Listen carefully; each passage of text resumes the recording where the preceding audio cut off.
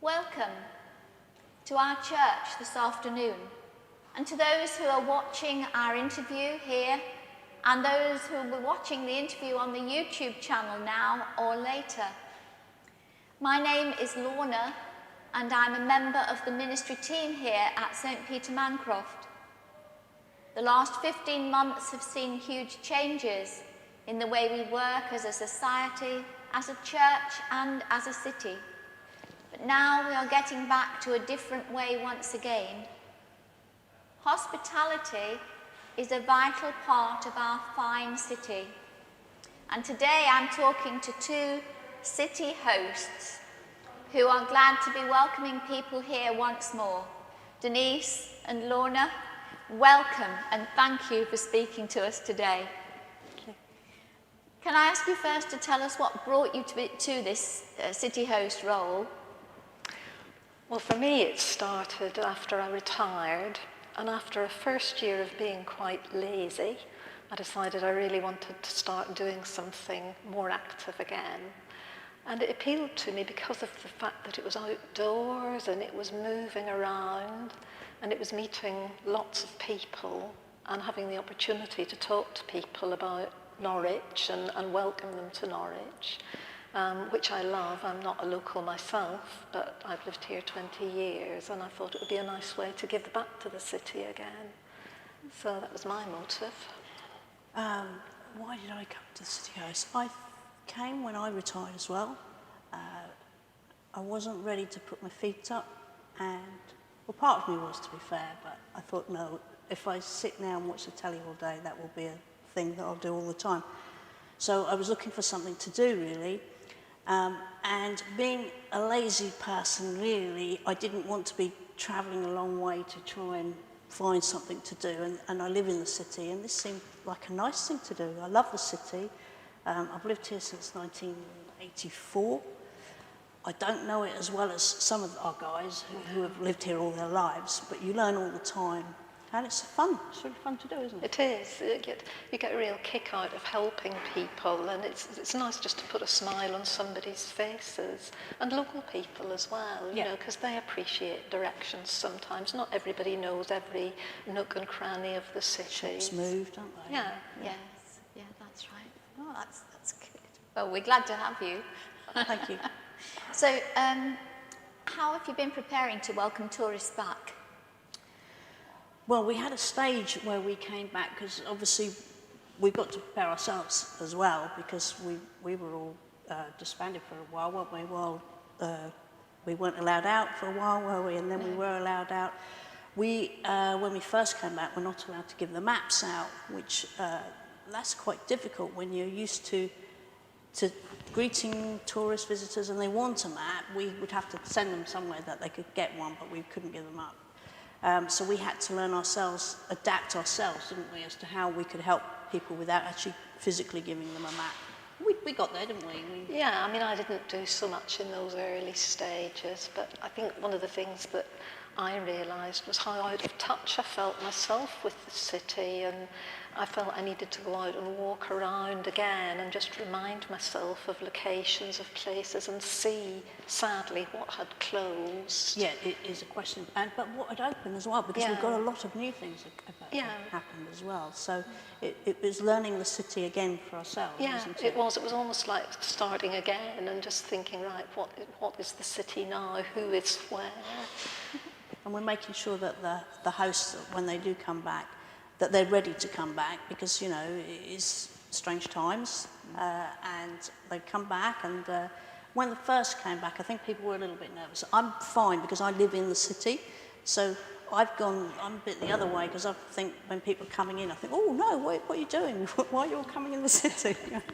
I've been walking around for months and months, just myself and a friend, and we hardly see anyone. I took that under your arm. Oh, sorry, but after a few minutes of people coming in and they had a wander around, you realise it's very safe in the city, isn't it? It does feel safe, and I think most of us have waited until, if we were going to have vaccinations, we'd had them. So I think most of the people who come back have had their two doses, so we feel fairly safe. But still, it's helpful sometimes to wear a face shield for the benefit of other people as well. So. Yes, you judge the people really, because some people will approach you and you see as they're approaching you, they'll put their mask on. So then you think, okay, fair enough. But other people will come and they're not wearing a mask. We're talking to people out in the open anyway. Yes, Yes. we're all Yeah, you are. outdoors. It's fairly safe outside. Yes. Yeah. Yeah. So, do you have any favourite stories about Norwich? Favourite stories? Favourite social life? Well, the one, it's not a human story, but I do quite like the kind of the history and story of the old roller skating rink. Which is a fantastic building, and it's maybe one that's less well known and often not found by visitors. But the way it's changed its use over the years from being a roller skating I mean, you don't think of Victorians roller skating, but you know that it was this great fad, and like a lot of buildings that are put up for sole purposes, the fad lasted very short time after it was built, so it kind of fell into disuse. And in the shop and the South Asian Museum, they've got some wonderful press cuttings about all the effort that went into trying to revitalise it. And you know, they got desperate. They brought in the dancing bears and the circus acts and everything to try and get this building active again. But to no avail, really, and it sort of fell into disrepair for many years and got used as a storehouse. And now it's a wonderful museum of South Asian artefacts, which is the last thing you'd expect. But it's that roller coaster of how a building goes up and down, and how fads. It strikes me as very modern in a lot of ways. You know, this was something that was built to accommodate a fashion. And as soon as the fashion changed, it was like a big white elephant. And I'm sure we could all name some of those, you know, in modern times as well. It is a lovely place. But it's beautiful. It's a beautiful building. Yeah. Beautiful contents. What about you, Denise? Well, I kind of remember the gory stories, but I'm not sure whether they're true, some of them. So, but there's the story about the City Hall, isn't there, with regards to Hitler wouldn't let that be bombed because of the long... it's so long, isn't it? It was the longest balcony in Europe, wasn't it? So, Oh, yes. I don't know if it's true, but it's a great story, isn't it? That he refused to let that be bombed because he wanted to come and give his speech from there. I don't know. It's maybe not true, but... What a lovely story. It just... I think it's quite a cool story. Oh, I shall remember that. Yeah, there you go. But I don't know if it's true. If anyone's But never watching, I'm mind. sorry.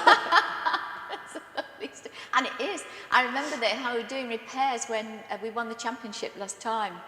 And they were doing repairs, so they couldn't stand at one end. So the footballers all moved down Yeah, a that's bit. right. And everybody else moved They're all down. shifted down, aren't they? It's so long, isn't it? Yeah, it's really fascinating.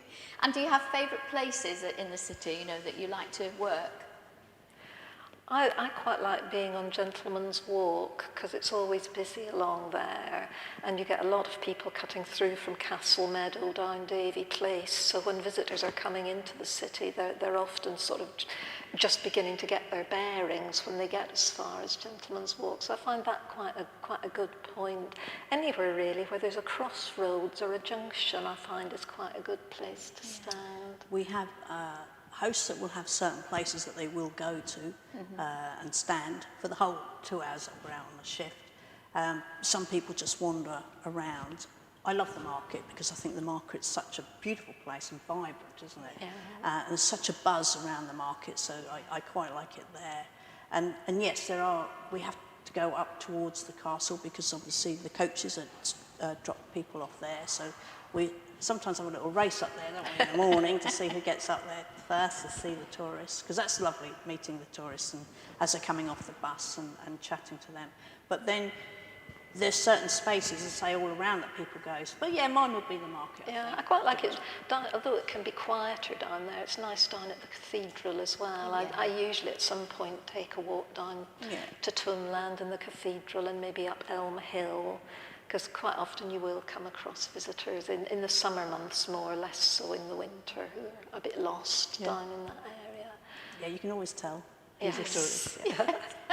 Yeah. But they are beautiful places to be as well, aren't Yeah, they? yeah, it is. There's always something to look at as well when you're out, isn't there? There's this sort of, you notice things yourself because you're standing still about the buildings and the sort of the views of the city. You do notice far more. Yeah. Yes, and looking up, Yes. Yeah. seeing what's up there. We'll always tell people to look up. Look up. Yes, that's right. Yeah, there's some fantastic Architecture and all sorts of things, isn't there? I agree. Yeah. So one of the things I wanted to broach with you actually is that a lot of businesses, there are a lot of new businesses now, but a lot of businesses are struggling at the moment, and they're going to keep struggling. It's another 4 weeks, there's all sorts going on. What can we citizens of Norwich do to help? What's the things you would want us to Buy to local, do? I guess, is the main thing is to buy local. The big business brands, they're always going to survive. You can't probably say that, but mostly they're going to be better provided for than the independents. So I would say buy local where you can. Yeah. And I think maybe what we were saying earlier about, if you are feeling a bit nervous and lacking the confidence to come out again, just give it a try. Give yourself maybe 20 minutes, half an hour if you don't feel you want to spend a whole morning in the city.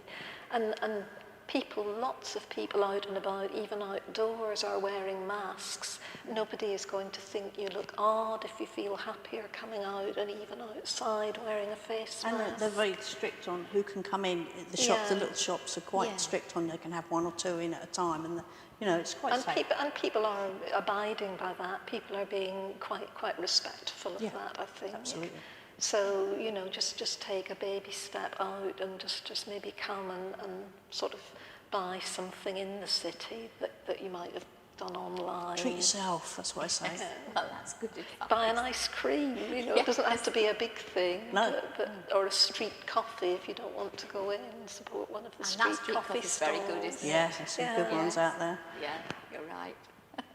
So, personally, how has the pandemic and all that's happened in the last 15 months, how has it affected you and your views? Have you changed?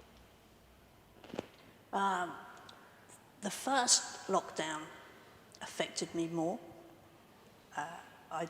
We didn't go out, my husband and I didn't go out. I think if you tend to stay in and you just watch what the news is telling you and what everybody's telling you, it was all quite doom and gloom and what you can't do. So we didn't even go out for the daily exercise. We live in the city, but we feared it, I guess. So we didn't go out at all. And after about, my neighbours were great because they did the shoppings, because that was the thing. I thought, I'm going to have to go out because you couldn't get an order delivered, could you, at all?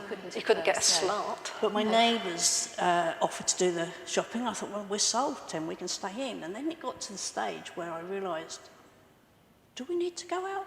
I really questioned whether we actually needed to go out. Tim, we're fine here, aren't we? It's just you and me. We don't need anybody else, do we? We're fine. The neighbour's doing the shopping. Do we really need to go out?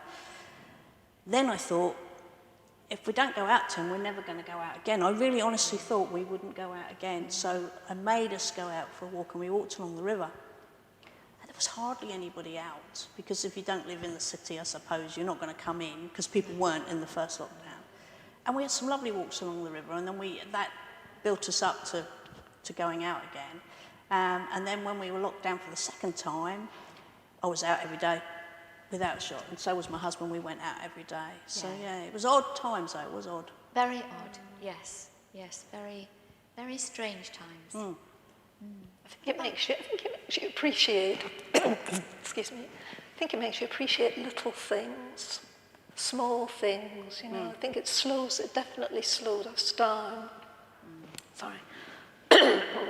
And things like the local walks, and we were very lucky where we live that we can easily get onto the Marriott's Way, and just watching the seasons change in ways that we'd never really done before. I think it did feel quite peaceful in a lot of ways, although I take Denise's point is the risk is you get too comfortable and you don't want to go very far. Back to real life. Yes. Yes. But I mean, we did walk right from the beginning. I thought I'll go stir crazy if I have to stay in the house. But we spoke to more people. I think People that were was both the friendly, other, yeah. the first lockdown particularly. It seemed to bring out the best Did you people. do the COVID dance? Oh yes. Shuffle along. Yeah. Out of the way. You did, but the first, it wasn't so much so the second one, but the first one, people were desperate just to say hello, I think, to another human being. Do you know, we've got to start. I'm just going to say a short prayer. Yeah. Oh, wow, it's been lovely to talk to you too. But I'll say a short prayer to finish us. Thank you. Lord, we are all your guests in this world, the earth that you created.